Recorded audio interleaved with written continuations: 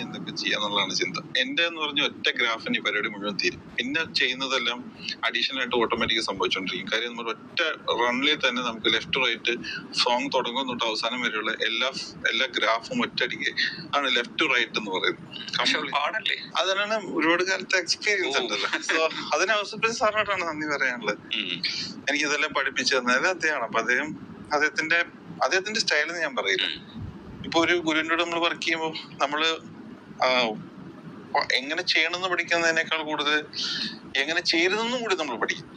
അതുകൊണ്ട് രണ്ടുമുണ്ട് ഗുരുവിന്റെ അടുത്ത്. ഇത് രണ്ടും നമ്മൾ വേർതിരിച്ച് കാണുന്നിടത്താണ് ഒരു നല്ല ശിഷ്യനുണ്ടാവും.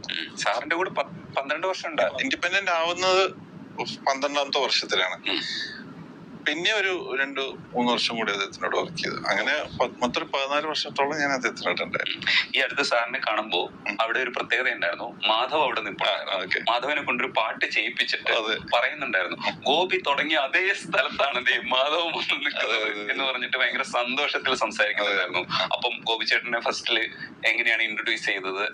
ആരാണ്? എന്റെ അച്ഛനാണ് റെയിൽവേ സ്റ്റേഷൻ